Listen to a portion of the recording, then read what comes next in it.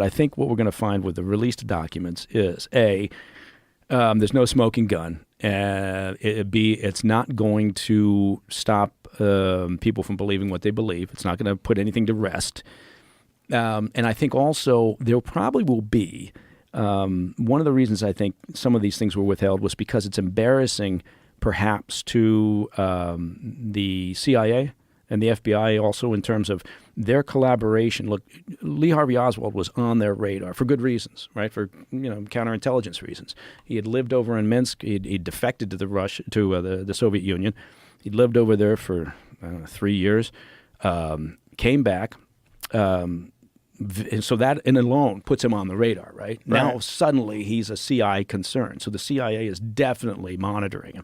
And then he goes down he to Mexico. He goes to the Cuban and Soviet embassies, right? He's desperate to get involved in the revolution, even though he's the Soviets by that time had decided he's a complete loser.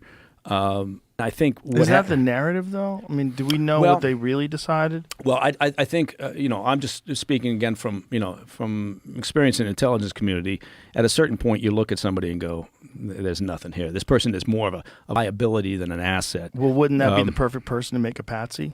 Well, unless they decided the guy is just unstable. Look, I mean, reportedly he was finally granted permission to exist in the Soviet Union after he tried to kill himself. When they said they were going to send him back, he couldn't stay there. Right? How did he try to kill himself? What did he do? No idea. I don't know that part of it, but I think it's.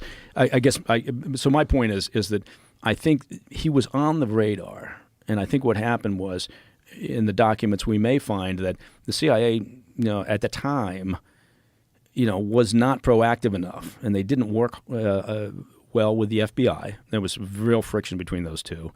And I think that, if they had brought in the FBI, informed them, said, look, we've got the Cuban embassy and the Soviet embassy down in Mexico under observation. We've had this guy on our radar for some time. He's now come back to Dallas and New Orleans. He's back in the States. We've got to keep an eye on him. Right? I think if they had done that, maybe history changes. But I don't think they did. Obviously. Yeah, but this is assuming that Lee Harvey Oswald acted alone, which I'm not buying into. Under this scenario, yes. I'm not buying that at all. But I think that's what we're going to see in some of this documentation. Well, if Trump really did say that if they showed you what they showed me, you wouldn't release it either, it has to be something. And that something might be a second shooter.